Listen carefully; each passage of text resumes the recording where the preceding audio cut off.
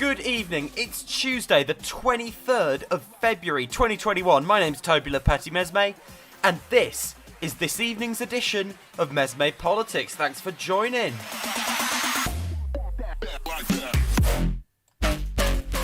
Over the next half hour, we will get into the government's refusal to talk to the Muslim Council of Britain, the Labour-Liverpool stitch-up, displaying the anti-democratic tendencies of Keir Starmer's Labour Party. But first, Trump 2020? Really? That's right, top story tonight is about everyone's favourite unhinged former president, and I don't mean Bush.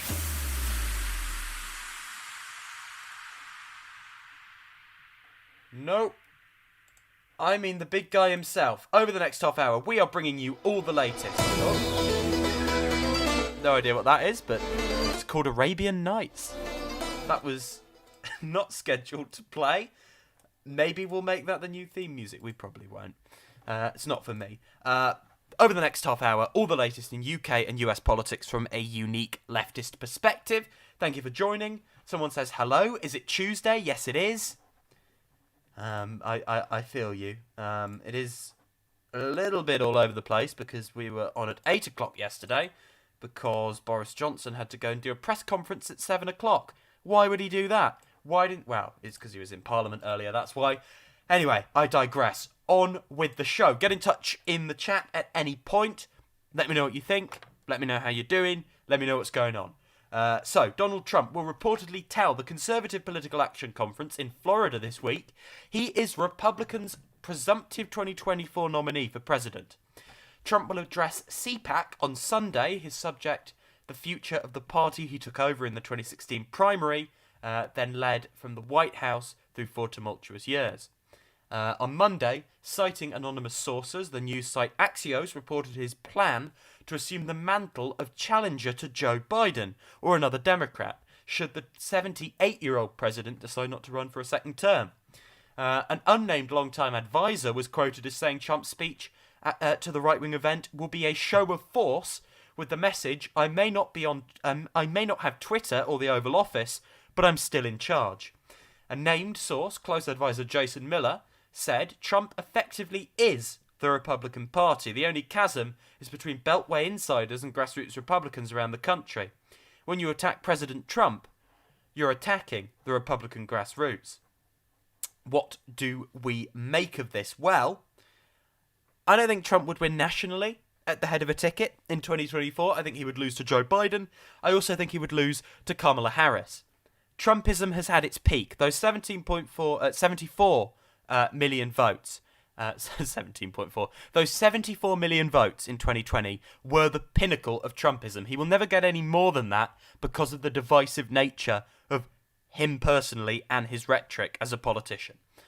If someone else picks up the mantle, runs with similar policies, but in it with more competent packaging, that would be far more dangerous because that can expand. That's the real risk. The risk for Democrats is not Trump running again. The risk for Democrats is a Trumpist who is not Trump seizing the mantle and winning without some sort of third-party challenge. That's where Democrats could falter. If Trump wants to run for the nomination, I think he basically has it locked up, in my view. Republican strategist around election time, talking here, Republican strategist Thomas Rath, saying he thinks Trump will run again in 2024. This was just before the election results were clear. So where does Trumpism end up? Well, I think that's a really good question, and the issue is, can you have Trumpism without Trump? And the problem with that statement is, I'm not sure we can say this is without Trump. The real question is, what does Trump do? What is the president going to do? Is he going to go quietly into that good night, and work on his handicap down at Mar-a-Lago, or is he going to stay involved and his people stay involved in the mechanics of government? He still and his people still control the Republican National Committee. It's a long way. It's hard to do that when you don't have power, but still he's going to have an enormous imprint. And at his age, and given the fact of Biden's age, I would not dismiss Trump trying again in 4 years. Joining me now to talk about this Trump story is our political correspondent, Theo Bird. Good evening, Theo. Good evening, Toby. It's good to be back. The first thing I want to ask you about this is Trump's out there. He's going to be speaking, hitting back at his quote-unquote cancelling, and he is going to be saying he believes he is the nominee for his party in 2024. How will GOP officials, elected officials, not the grassroots, we know how the grassroots feel, how will the officials, the elected officials, feel about this privately? Well, what I must say to start off is that we get a month of silence from Trump following Biden's inauguration and following, his complete shutdown of all his online platforms, especially his Twitter. Of course, this is the first thing we hear. The first thing we hear is, I will be the nominee in 2024, 3 years ahead. You do you, Mr. Trump. How would GOP officials be feeling about this? I would say to get a good idea of that, we can look at possibly what GOP Republicans said about him in his final days and following his exit. So there was. You think that's when? Oh yes. You think that's when the mask came off for a little bit? When in the aftermath, when they were all suddenly very honest. Yes, when they were all honest, and also when it wasn't politically suicidal to criticize Trump. The first time that wasn't the case for GOP Republicans, they did, they were honest about him. They did pounce on him, despite the fact that they did enable him for years. They wouldn't be as loyal to him when their power didn't depend on it as much. So I'd say a lot of GOP Republicans are behind closed doors. They're probably saying that they're happy to see the back of him, and that definitely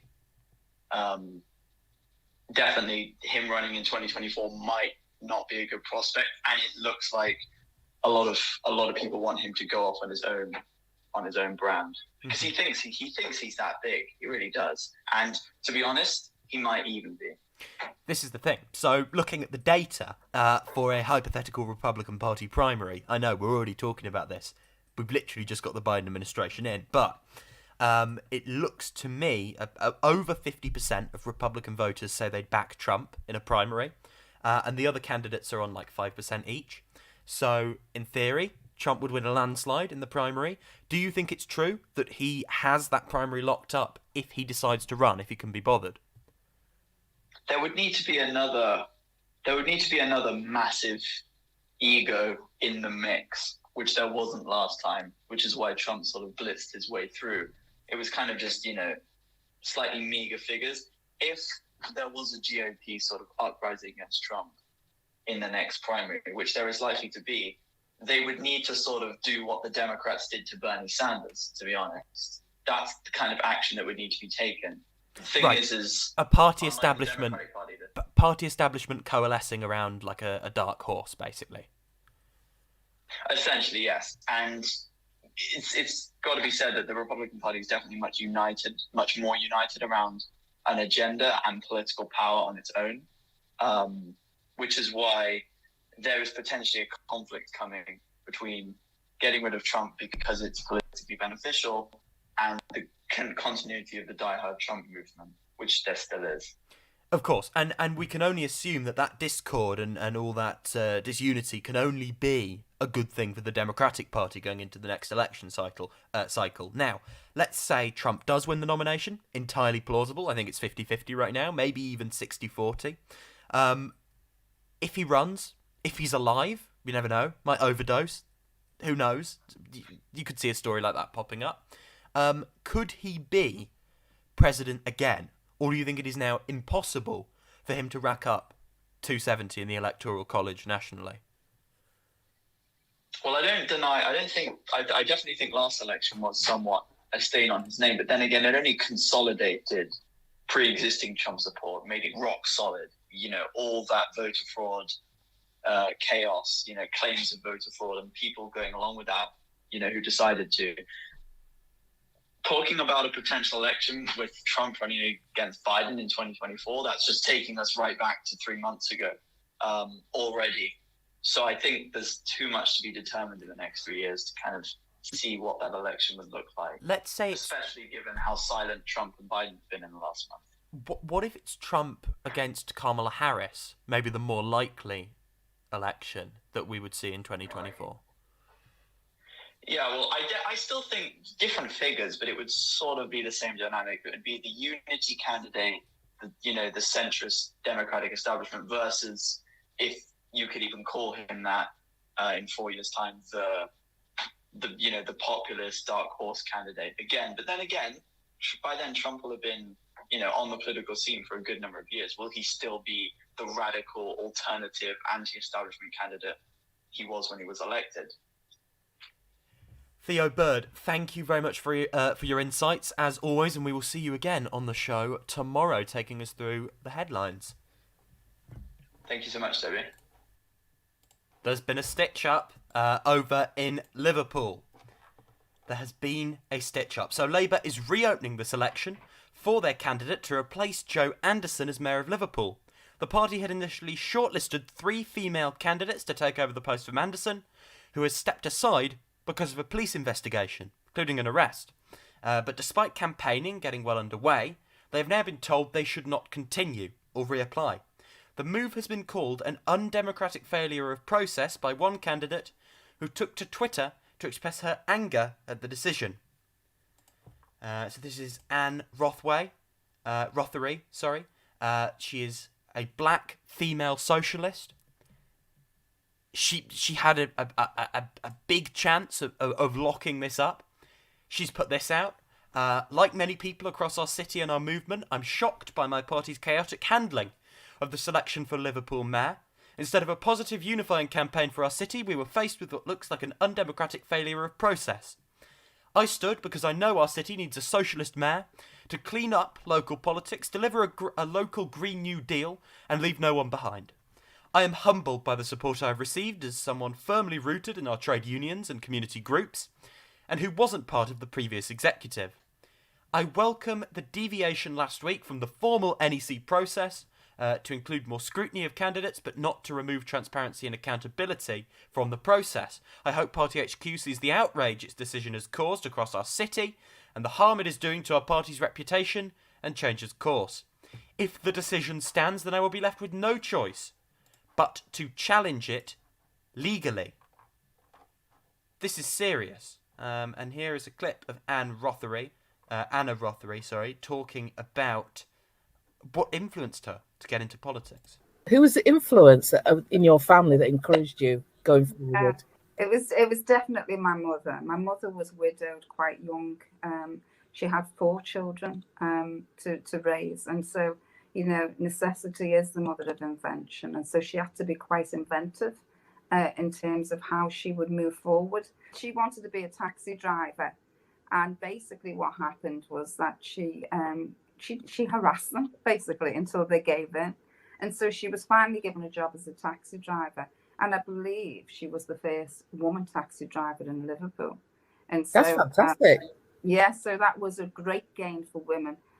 Outside of her working life, she was a huge community activist as well. And so she took on the slum landlords in the early 70s over the substandard housing that many of us lived in. I mean, anyone of my age will remember we used to live in big houses and rooms. It's almost as though the country is going back to the same way of housing in terms of houses of multiple occupation. They were the original houses of multiple occupation, and they were quite dire. And so she spoke up. She went to meet with the landlord. She went on Granada Reports, and she talked about the abysmal state of the housing and how people were forced to live. So much for party unity from Keir Starmer. Anna Rothery deserves to be the next mayor of Liverpool. It would give Liverpool Labour a shot in the arm. If Labour treats places like this with such contempt, why would they not find other options? Josh Jackson said this on Twitter: the enemy of workers and socialists in Britain is as much the right-wing bureaucracy that exists in the Labour Party as much as it is the Tories themselves. Both are expressions of the forces of capital and the ruling class in our politics. Keir Starmer's Labour will not nurture tomorrow's progressive leaders. We hear why don't we have a British AOC? The reason we don't have a British AOC is because the people that could be a British AOC are demonised as racists or slandered as bigots and expelled from the party, called hard left extremists. That's why we don't have an AOC in Britain, because our AOC would not be corporate politicians like Jess Phillips and Luciana Berger. The genuine AOC would be someone like Zara Sultana, who appears to have been entirely blacklisted by the media. Whenever there's a mention of a Labour left MP, I've not seen any mention of her on mainstream media of late, and I genuinely think they tried to avoid having her on because she takes no bullshit, does Zara Sultana. She's excellent. She won't get anywhere anytime soon in the Labour Party. Keir Starmer's Labour will not nurture tomorrow's leaders because they don't like them. They don't like socialists. They don't like women of colour. They don't like progressives. This is why the Labour Party will keep losing. They are treating their core constituencies in contempt while desperately trying to win over the votes of ageing, bigoted pensioners in former mining towns. That's not how you win. You win a few votes there. Most of these people will vote Tory anyway.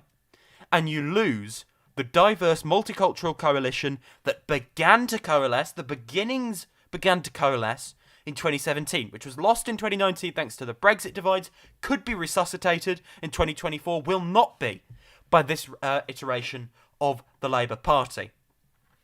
If this doesn't happen, if this isn't rectified, this factional attack, Anna Rothery should, in my view, run as an independent, Ken Livingstone style, as he did in London back in the day, and win. Win for the left, the morality of Liverpool. I think it can be done. I don't know how it would go. I think it's the most favourable electoral landscape for such an attempt, and I think they should give it a go. New infrastructure has to be built for the left outside the Labour Party. Not necessarily in another party, although those are things we can look at. Look at the Socialist Workers' Party, look at the Green Party, but crucially, infrastructure has to be built to support people like this when the bureaucracy in the Labour Party turns on them. That has to be done. Meanwhile, the Prime Minister has promised summer and spring will be incomparably better than life in lockdown, as he set out a 4-stage plan for England that could pave the way for nightclubs to reopen, sports fans to fill stadiums once again, and domestic tourism to return. But announcing a cautious, phased reopening of easing of curbs, the Prime Minister ruled out reopening shops, pubs, gyms and holiday lets until at least the 12th of April after Easter. By the 21st of June, the government hopes to be able to lift the restrictions on socialising that have been in place for much of the past year, and reopen venues that have remained closed since last March. In a sign of how difficult the new normal will be from pre-pandemic life, COVID status certificates are being considered to help businesses reopen, and families and workers will be encouraged to take rapid COVID tests on a regular basis. Professor Chris Whitty, England's chief medical officer, warned the country to expect that coronavirus will, quote, be a problem for the next few winters. With more than a third of UK adults having had their first vaccine dose, Johnson told MPs yesterday, "We're setting out on what I hope and believe is a one-way journey to freedom." New data from England and Scotland showed that a single jab gives high protection against severe COVID and protects even mild forms of the disease that produce no symptoms in younger people. So, let's look at this. I think the few key things, we obviously talked more in depth about this yesterday. Obviously, we're still going to be talking about this for the next few days. It's, the biggest thing that's happened in politics in Britain this year, save the other lockdown, the third lockdown. I think September, according to, this is what I've been reading today in the papers, a study, the closest study the government's done of a possible scenario, the closest to this unlocking, suggests there'll be a spike in infections in September. Will the vaccines be a sufficient bulwark against that? Possibly. However, it allows the eventuality of a variant forming and spreading, makes it much more likely. That's why zero COVID is the strategy we should go for. Winter poses some serious risks. September poses some serious risks. The most likely thing to happen is this works and it goes to pot in September. That's what we're looking out for. And we've got to look at variants and the dangers of transmissibility as opposed to just the getting down of deaths, right? Because the deaths will come back when the vaccines start penetrating. Sorry, when the virus starts penetrating the vaccines, if it is allowed to mutate and form new variants. Same time, the papers appear to be beginning to turn on the government. Serves them right, but because they are now talking about a wealth tax. There's a hit piece in the Daily Express saying business is up in arms about it. It's such an evil thing to try to do. It is really quite funny to hear all that, because we're basically hearing the papers pull all the same shit they pulled against the Tories. The problem is the Tories are entirely beholden to the donor class. They are the party of the 1%. They might back down from some of those welcoming initiatives we've heard Rishi Sunak talking up. Now, a bit of a maddening story. So, Britain's largest Muslim group has complained that the government's refusal to work with it throughout the pandemic crisis has had tragic consequences, and urgently called on ministers to reconsider a policy of non-engagement with the organisation. The Muslim Council of Britain asked whether similar faith-based democratic bodies are excluded in this way, at a time when there is concern about the levels of vaccine uptake among members of minority communities in Britain. During the pandemic, the MCB has produced and shared detailed guidance for individuals and mosques, and had its work praised by the Sage Science Committee's behavioural subgroup, which said the organisation was more trusted than the government by some groups of British Muslims. The Muslim Council remains blacklisted by the Conservative government, and the limited behind-the-scenes contact there was with government officials was cut off abruptly last March at the start of the first lockdown. Why have they got a policy of non-engagement? I didn't know about this. Maybe I should have done. Although that being said, any Muslim-related issues are really not publicised in this country. Because of endemic Islamophobia, we don't value those issues as much as we value even issues affecting other minority groups. Generally, most minority groups are basically shafted in this country, but particularly Muslims are completely erased and ignored, even though we have a large Muslim population in this country. Why? Why would they do this? I think it's wrong. I think on a moral basis, it's wrong. I think you obviously don't let different groups dictate policy. Right, you don't let the Muslim Council of Britain dictate policy, you don't let the Jewish Board of Deputies dictate policy, of course, because these are interest groups and they're sticking up for their community, but they also have positions that not every elected government would agree with. That's right. But even if you're not going to do everything these organisations ask you to do, it's not the same as other organisations. Other religious organisations appear to be being engaged with. That's why this is such a stupid policy. Just engage, even if you're not going to listen to them. Just engage with the largest body that represents Muslims in this country. Right? It's always tricky with these sort of things because you're unsure what represents what. But with all these organisations, be they Sikh, Hindu, Jewish, Muslim, engage with them. Why are you singling this one out? Why won't you just engage with it, talk to it, listen to it, accept its recommendations, do what you will? You're the government. You have that right. But as Deirdre says, just there in the chat, they need to be given a voice. Include them in the conversation, put them around the table. That's how you do good government in this country.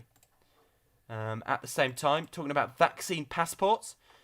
So Michael Gove will lead a government review to the possible use of vaccine passports for entry into venues such as pubs and theatres. Shadow Health Secretary Jonathan Ashworth talking about that. I think a form of vaccine passport is probably going to be inevitable for international travel in the foreseeable future. That shouldn't be too controversial.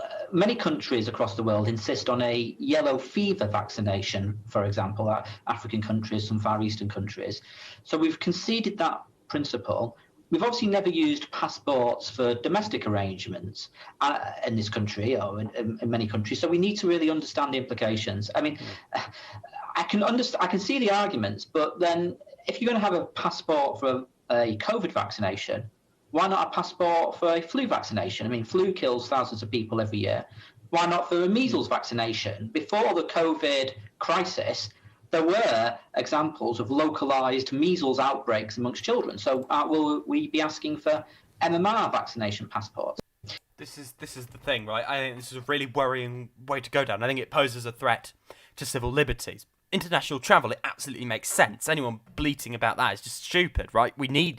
International travel can require health protocols. You have to do that. You want to travel? Do the health protocols. That's to keep the world safe. However, in terms of you can't come into a pub, you can't use this service because you don't have this piece of paper. It's a little bit Orwellian. It's a little bit authoritarian for me. Maybe I'm wrong. I'm not going to take a big, how the anti-lockdowners are like, this is an assault. This isn't some sort of coup or plot. This is just a policy I don't think enough people have thought through. I'd have to consult with more experts on it. We, of course, need to look at this in a very nuanced way, I think. It makes me profoundly uncomfortable thinking about domestic use because of all the manners it could be used to abuse various vulnerable groups in society. I think regulation is needed. I think exceptions would be needed. I think anything to get back to normal. Most things are worth the cost. I just think we really need to be really careful and look at it, and I do not trust a government that contains people like Priti Patel with upholding my civil liberties as a citizen. If it was a government that I had more trust for, more faith in dealing with this in a nuanced way, I would be more comfortable. But because this is a government that's quite willing to scapegoat certain groups and trample over rights as long as they're minority rights rather than big majority issues, that's the worry. Because it's that sort of government, I worry. We will see. I think it's right that they review it. I don't know if I'll agree with what they come out with. We'll see. Jeremy Corbyn is holding the government to account. He's called on Matt Hancock to resign. Basically, imagine if this was leader of the opposition, right? This is the sort of thing you'd have got if you'd voted for Rebecca Long-Bailey. Jeremy Corbyn. Thank you very much, Mr. Speaker. My constituents are seeking explanations. Most of them have lost income. Many have lost their jobs. All are facing varying degrees of stress, from the very severe to the concern about their lives. Many local small businesses have closed for good because they see no future and they're not getting the support that they need. Yet, Mr. Speaker, I think answers are required from the Prime Minister.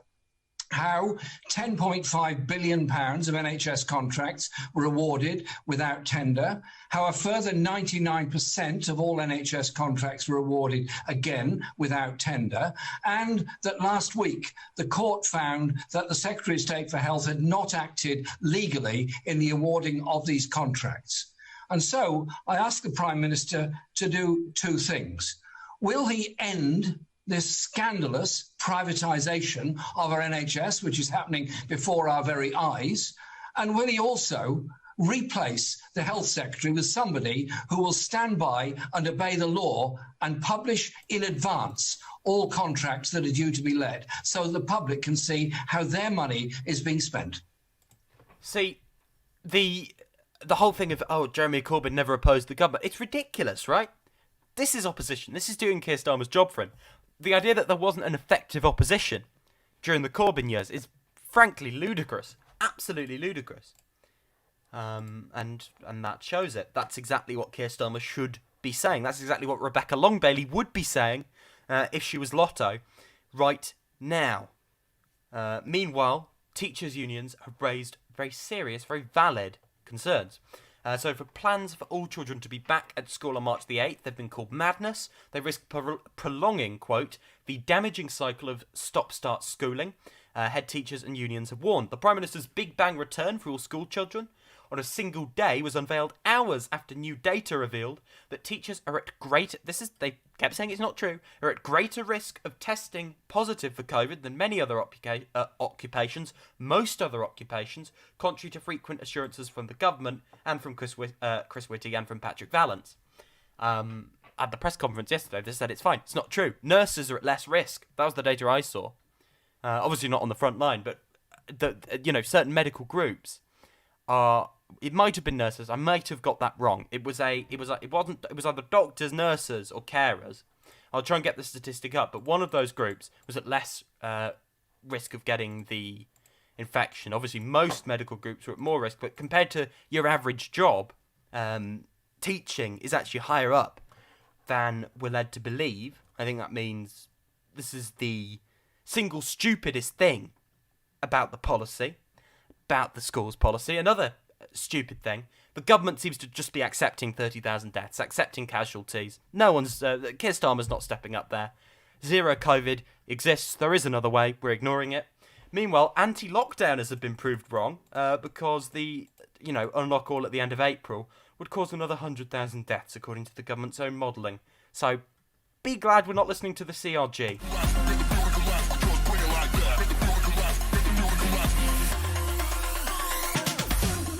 We will be back tomorrow. If you enjoyed, subscribe, like the video, and tell your friends. 7 PM, same time, same place. More MesmePolitics tomorrow. I've been Toby Lepati Mesme, and thank you for listening.